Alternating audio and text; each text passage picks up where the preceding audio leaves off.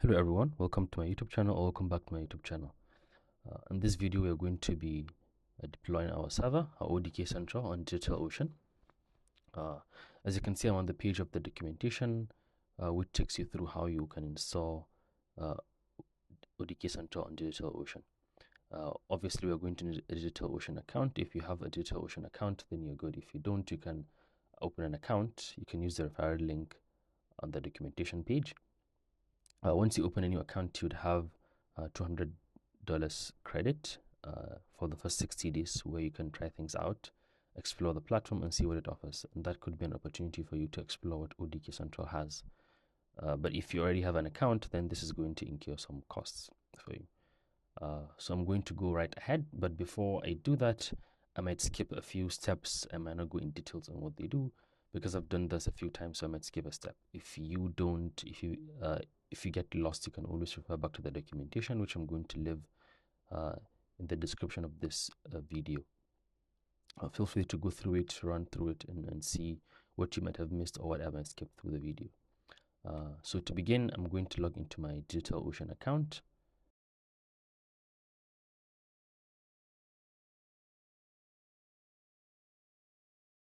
Now that we're in, we're going to begin by creating a droplet.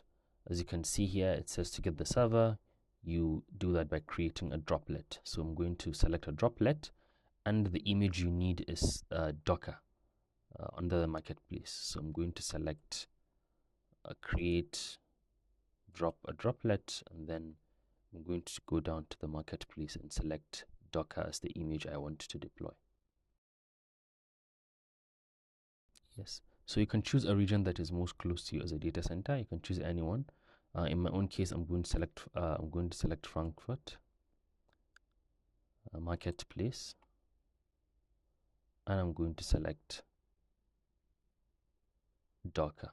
Under marketplace, that's where you're going to find Docker. So Docker on Ubuntu, and then you can choose the size. I'm going to select the regular disk type, the one that has 2 GB and 1 CPU. That's the configuration for the server I'm going to use. You can choose other ones depending on your requirement, but for the purposes of this video, I'm going to select this one. You can see that it has a 2 TB transfer speed, and it comes with 50 GB of SSD disk. If you want something more, but you don't want to upgrade to the next server, you can always add volume here. So if you need more disk space, as you can see here, the $18 gives you 60 GB, but also gives you 2 CPUs and 2 GB. If you do not require up to 2 CPUs, then you can just add volume here and then add maybe 10 gig or 15 gig depending on what you want. But in this case, I'm just going to go ahead without adding any volume. If you want backup for more security and more reliability on your data, this one keeps a backup, takes a backup every week, and then deletes it after a month, after 4 weeks. So you can always revert back to your last backup if something happens to your server. So I'm not going to check that, and then you're going to create a root password, which would allow you enable you connect to your droplet remotely from any terminal once you deploy it. And then you can add improved metrics. This allows you to track performance and also track to see the metrics on your server. It's optional. You don't have to add it, but it's free, so why not? And then the name. By default, the name is the combination of the image, the configuration of the server, and then the location. You can change it to something else. So I'm going to change it to mfg_yt. For tag, I'm going to give it ODK Central.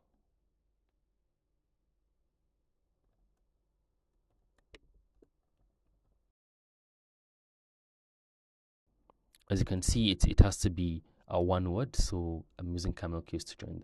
So once you do that, you can go ahead and click on create droplet. If you want to deploy the same server multiple times, instead of going through the configuration one by one, you can just click on the plus button, which adds the same configuration. It's going to deploy it at the same time. This is something you can use if you want to deploy more than one server at the same time. So we only want to deploy one now, so we can click on create. It might take a few seconds.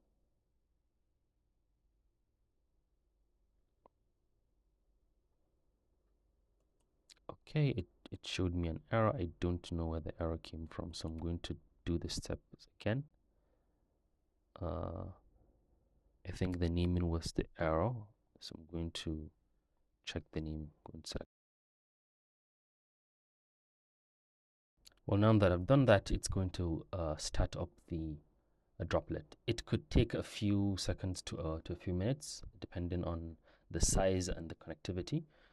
So we're going to wait and see. We're going to wait for it to finish loading before we move on to the next step. Now that our server droplet is provisioned, we can go on to the next step. So the next thing we want to do is get a web address. Now, if you're familiar with how the internet works, our droplet has an IP address here, which is what's going to be what we'll use to access over the internet. But we do not have to remember this IP address all the time. That's where domain name comes into play. So we're going to find a domain name that's going to point to this. So anytime we type it, it's going to take us to the droplet. So we do not have to remember this particular IP address. Now, to do that, if you already have a website where you want to link it to, maybe a domain you own, you can always connect to the backend. If you're someone who is familiar with web, you can always do that. If not, then you can speak with your web administrator and he will guide you through how to do that. So in this case, since we're using, we don't have a website, we're going to use FreeDNS. This is the website, the link is here. I've already opened mine here. This is the link, freedns.afraid.org. You can open a free account if you don't have an account. In my own case, I have an account, so I'm going to go ahead and do that. So what I want to do is add a subdomain. So by the left side here, you're going to see subdomain. I think I'm going to log out and go through the process again. So if you log into the interface here, so I'm going to go into domains, and it's going to bring me to this web page. So I'm going to log into my account. Now, once you log in, you're going to click on subdomains. So once you click on subdomains, it's going to be empty in your own case if you don't have any, but if you have, this is where you have the list of all the subdomains you have. So I'm going to add, and once I click add, it's going to give me this. There are only two things you need to change here. Everything else remains the same. The type should be A, and for the destination, this is where you change this particular IP address to the IP address your droplet has. So I'm going to copy the IP address here and add it here. The destination would be. Now the subdomain is going to be mfg-yt, and I want the subdomain to be moo.com. So it's going to be mfg-yt.moo.com. I'm going to do the reCAPTCHA and then submit. Now, once you have that, you're going to take note of this particular IP address and save it. We're going to need it in a minute once we begin. So now, once we have that, we're going to access the console. We're going to access the console on our droplet. So now to do that, you can either click on this three dots here by the right, or you click on the droplet and it's going to open. I'm going to access it using this access console. It's going to open this page for me where I click. I'm going to click on launch droplet console. Okay, so I'm going to split my screen into two here, so you see how that appears.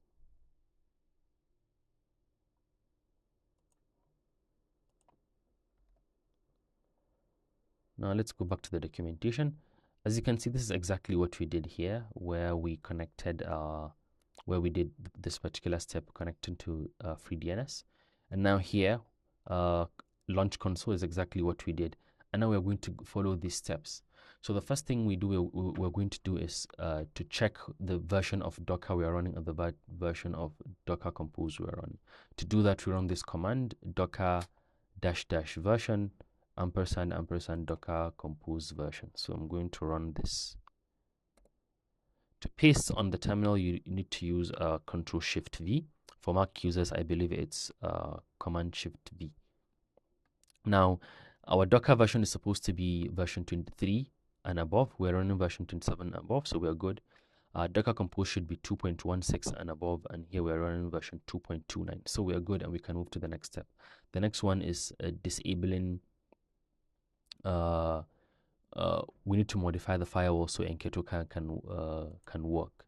So this is the command ufw disable. So we also run that. Now, once we do that, it's straightforward from there. You can read the text in between to see what each step does, but I'm going to just go through all of the commands here. In some cases, it's going to take a few seconds to run the command, especially with things where it's downloading certain dependencies. So I'm going to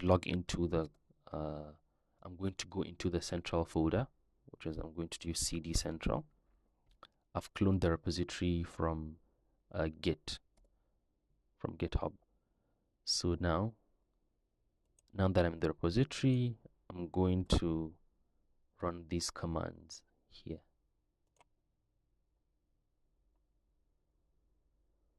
So this is cloning the server.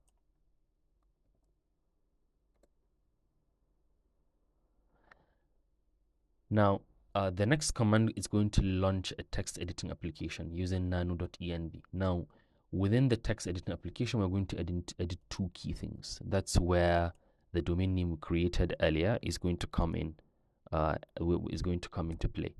Now, once you launch this interface, you're going to see a few options, a few things you can edit. You were only going to edit two things here. Other items could be edited if you're very familiar with what they do.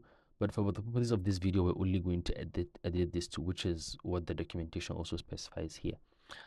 So the first one is the domain. You're going to write your domain without the HTTP or HTTPS. You're only going to write the domain as it appears. In our own case, it's mfg-yt.tumu.com. So that's what we're going to do. We're going to replace your domain.com with the domain we created, which is what we're going to do here.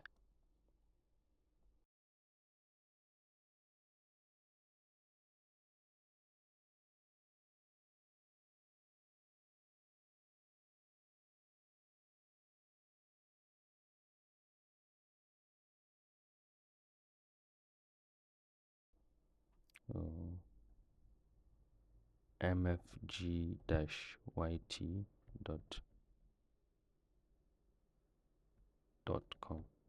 The next one is administrator email. We're going to change the system admin email. This is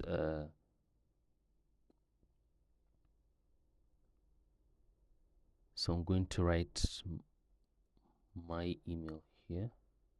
So I'm going to write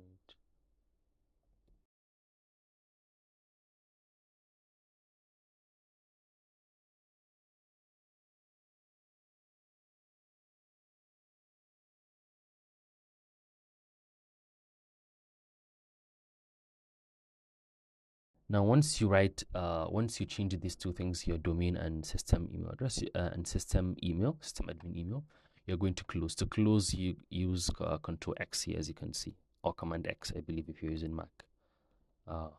Control X, and it's going to ask you whether you want to save the buffer, and we do want to save, so we're going to click on yes.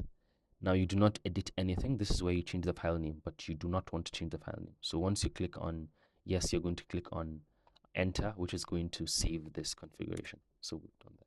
Now we are back to our terminal. We're back to our terminal, and we're going to continue with the next step. So the next one is we want to get the latest version of the database, which is what this command is going to do. Now we have everything we need, so we're going to bundle everything together into a server. We have all the ingredients we need. Now it's time to build, to put everything together into the server. So to do that, we do the Docker Compose build. Now this particular step is going to take sometimes it takes a while to complete, but then give it a time, and if everything is right, you should see a text with something like successfully built. So we are going to wait for this to finish loading, and then we go on to the next step. Yeah, that took a minute there. Now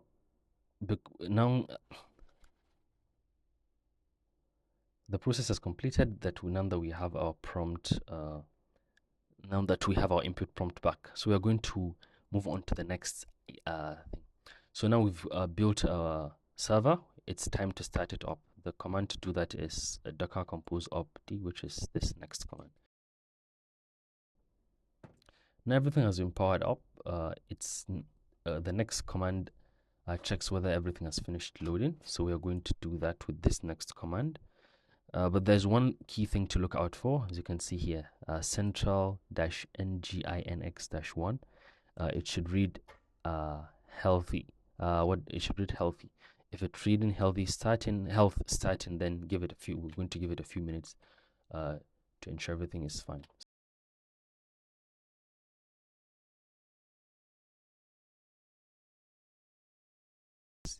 Yeah, and now as you can see, it says healthy.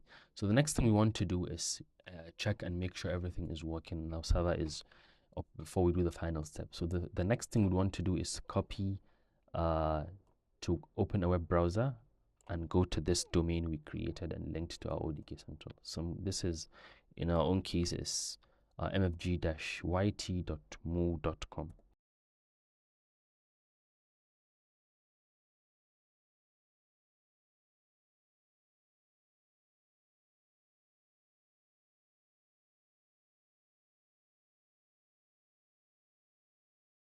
So moment of truth. And as you can see, it opens the ODK Central login page. Now the last step what we need to do is to create an admin account. So we've done that, but we don't have any login details. To do that, this is what we do. These are the next step to do. We're going to run this command. So already we're within the directory, so we don't need to run cd central. If we were coming back to it after we've hosted it and then left and we're coming back, then we need to go back into the directory. But in this case, we're going to use this. So this is the particular command here, docker compose exec service, and then we're going to replace where it says your email address with our email. So we're going to do that. So I'm going to put in an email address here. So the email address would be, I'm going to use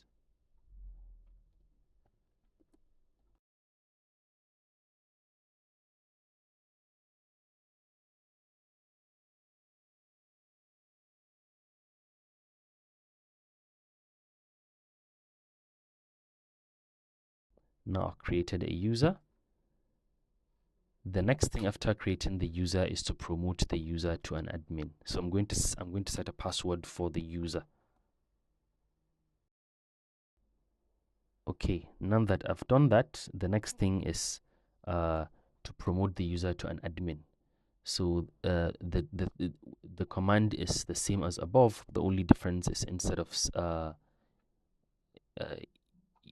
user create, we're going to use user promote. So we're going to remove the create to make it promote, and we're going to run that.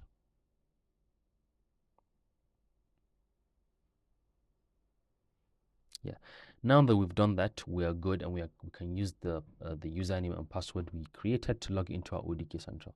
So we can go ahead and close this, and I'm going to maximize this particular tab here, and I'm going to go back to ODK Central. I'm going to use the details I've created here to log in. And now we're in. So this is the ODK Central interface. If you follow the steps the way as per the documentation, you should have something like this at the end of the day.